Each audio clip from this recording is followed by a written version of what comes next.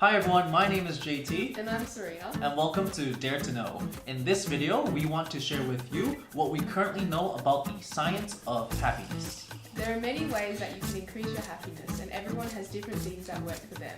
We want to give you actionable tips to increase your happiness, and to simplify things, we split up the things in the way that you can be happy into different levels. Level 1 means you are a freshly shaved monk in training.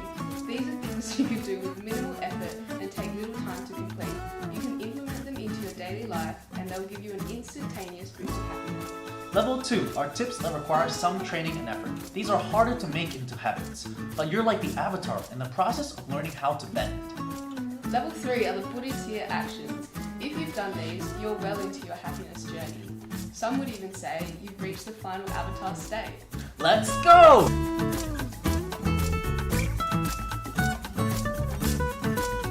First, we need to find out what your baseline happiness score is. The only person that you should compare to is yourself. In order to see change in your happiness journey, we need to understand first what your baseline happiness score is, 2, how much room for growth you have, and 3, whether you have changed over time.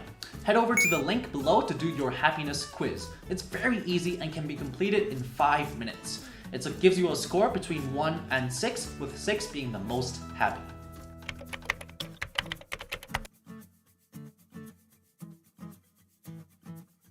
The term be in the moment is used a lot, but what does it actually mean? Why should we do it, and how should we do it? Our brains have a funny thing called hedonic adaptation. This is the idea that we are happy when we first get something, but the amount of happiness diminishes over time. Think of a time when you got new shoes, a new laptop, or the new iPhone. Initially, you're pretty excited, but over time, the novelty, as well as your happiness, decreases. This is hedonic adaptation. We can overcome this by being in the moment, like SpongeBob, by savouring the chocolate or concretely observing what is around us. We force our brains to enjoy the experience in itself. We focus our attention solely on what we are doing without worrying about the future or comparing ourselves to others. This technique has been proven to help us avoid our brain's tendency to hedonically adapt. Now, compare the pair. In the examples here, Veronica is scrolling through Instagram. In comparison, Jess is focused on sharing her happiness with her friends. In another scenario, Veronica is focused on taking the perfect photo with the perfect frame. If you have to take photos, use the camera as the lens to savor the occasion and capture the moment. Finally, Veronica rushes into the restaurant complaining about her love life and the traffic along the way. She's focused on things that have happened in the past. In contrast, Jess, who also has an exam coming up, is absorbed in the present and how amazing her food tastes. In summary, if you choose this level 1 technique, in whatever you're doing, try to enjoy the experience in itself. Be in the moment, think about how lucky of a person you are, and share your happiness with others. Another way of savouring the moment is to ask yourself, what would happen if I didn't have it anymore? Happiness researchers found that self-reports of happiness in Yale graduates increased when they realised they only had a short amount of time before graduation. But if their graduation was still a while away, their happiness decreased. The idea is that you enjoy and value things if you think that they're going to end soon. This is a level 2 trick because there is a slight difference between this and the previous. You can appreciate the present because it might not last forever, and this is different from excessively worrying about the future, affecting your ability to enjoy the present. Next time you're doing something, you can trick your brain into thinking this day was your last. How would you do something differently?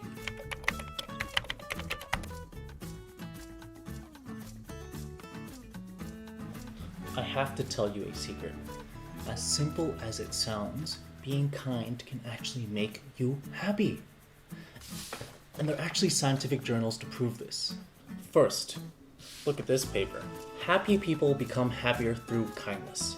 Doing random acts of kindness is one of the many ways you can intentionally make yourself happy. Second, this paper. After you've completed all your acts of kindness for the day, at the end of the day, by just counting your acts of kindness and reminiscing over it, that can also increase your happiness levels. Third, money can actually buy you happiness, but if you spend it on other people. Finally, this last paper shows that regardless of your culture, your ethnicity, being happy by giving to other people in any form of kindness is a universal, worldwide, innate human response. These happiness researchers have discovered that our body rewards us for being kind, both emotionally and physically.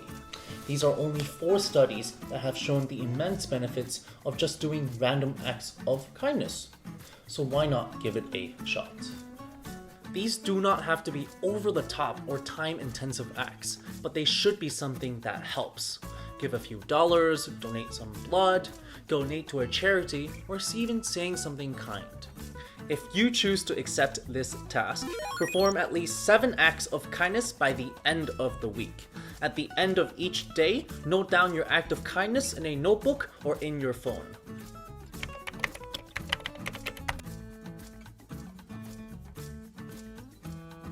Success looks different for everyone, especially if you're in your early 20s, and sometimes it feels like there's a looming deadline to meet society's expectations.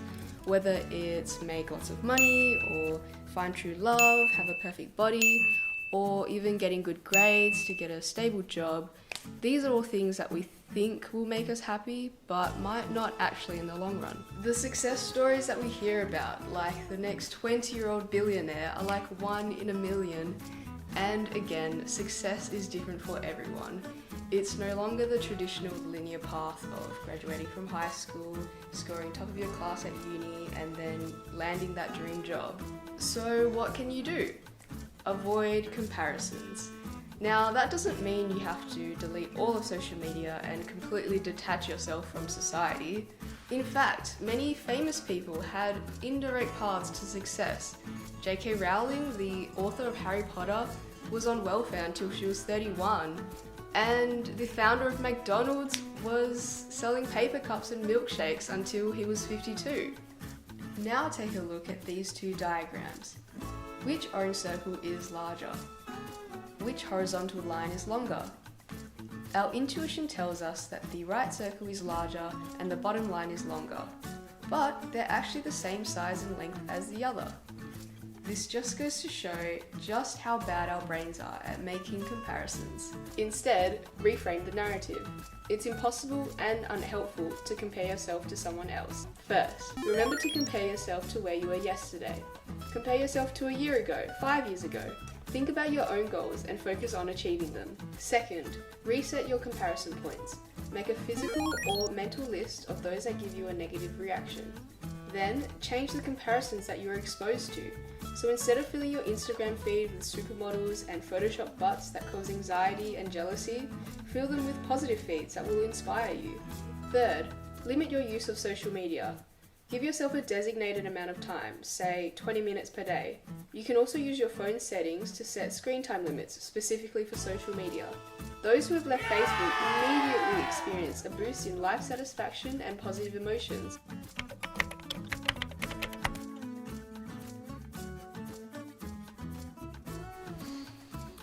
Blue zones are areas of the world where people live much longer than average, and scientists have researched these areas intensely to figure out what makes these people live longer and healthier lives. Of the 5 regions studied, they found that they all had a strong dedication to friends and family. In Okinawa, which is one of the blue zones studied, they found that they had a strong, powerful social connection called a moai, which is roughly translated to a group of friends which support each other well into their old age. Now, having read the research, the most shocking thing to me is that making friends and having social connections can actually have actual health benefits and also increase your longevity. Now, who doesn't want that just by having friends? One of these studies, which examined the data from 309,000 people, found that a lack of strong social connection actually increased the risk of premature death by 50%. Now think about it. Even if it was for a selfish reason, for wanting to live longer, why don't I just go make these friends, build these genuine friendships? I can be happy and live longer at the same time. Level 1. At least one time this week, take 1 hour to connect with someone you truly care about. Your mom, your dad, your sister, your brother, or even a close friend. Level 3. Make a new social connection every day, and it can be as short as 5 minutes. At the end of the day, note how the interaction made you feel.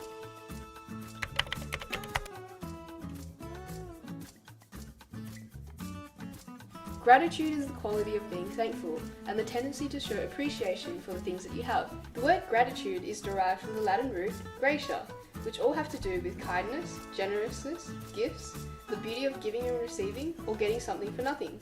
In one study, just by listing the blessings that they had in their lives, the Gratitude Outlook group showed a heightened sense of well-being compared to their comparison group, who were told to think about the things that annoyed or bothered them that day.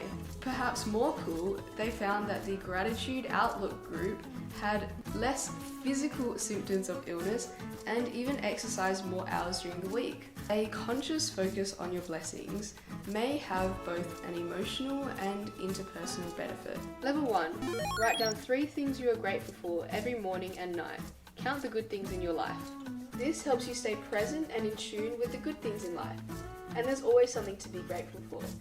If you absolutely can't think of anything, the device that you're using right now to watch this video is more powerful than the rocket that sent man to the moon. And the fact that you're even alive today is 1 in 400 million. Times a million.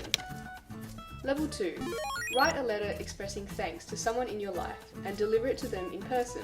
This is one of the most powerful tools to increase happiness because it can forge social bonds and really change someone's life. For level 3, you can read the letter out loud to the person. Seeing their reaction in real life can create a lasting effect. Just a warning, this might result in tears.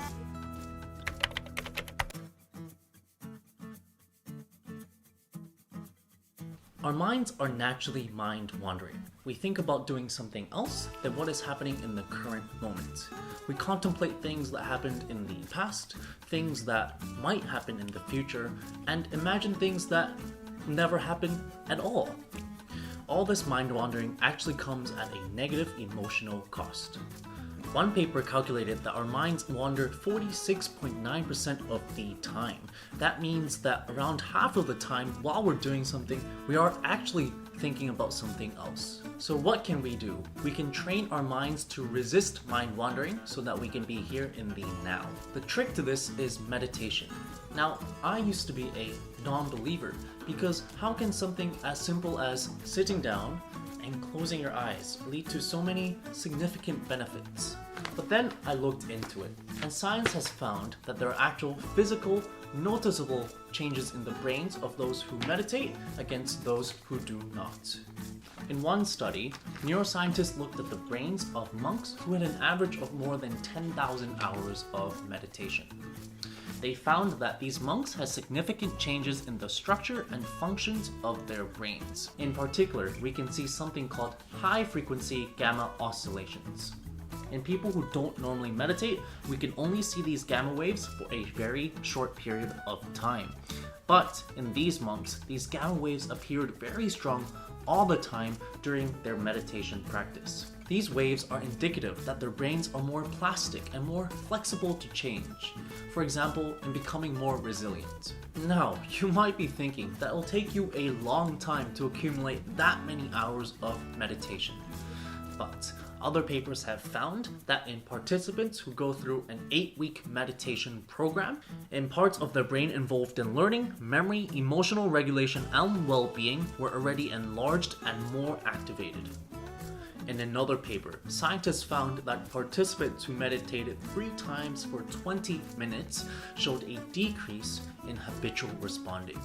And this will be helpful for things that we talked about earlier, such as avoiding comparisons and savoring the moment. So remember, your brain is like a muscle. The more you practice, the stronger it is going to become. And within days of practicing meditation, you'll be able to see objective, measurable changes in your brain. These results do suggest that by mind wandering less, we can improve the quality of our lives. By being present in the current moment, we can learn to be more resilient with the bad ones, and perhaps even draw more enjoyment out of the good ones. Meditation. For beginners, your goal is to meditate 4 times a week for 5 minutes each time. Find a place that you are comfortable with and just follow along to the tracks. You'll find that small amounts of meditation every day can make a big difference. For our intermediate meditators, try meditating 10 minutes every day. And for our advanced meditators, I think it's time for you to go on a meditation retreat if you haven't already and rediscover your inner self.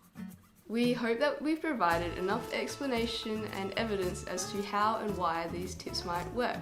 We are by no means experts, but we're just trying to spread a little bit of positivity, and we hope that by incorporating even one of these tips might help you lead a more fulfilling life. When you've incorporated one of these tips, you can come back, rewatch the video, and try one of the others. Finally, if you've made it this far, thank you so much for watching. We've also attached a copy of this notebook that we've designed so that you can track your habits along the way. If you want to know more, you can check out Yale's University free online Science of Wellbeing online course. I've taken this course and I cannot recommend it highly enough if you want to make a positive impact onto your life. Thanks again for watching, and we'll see you next time. Bye!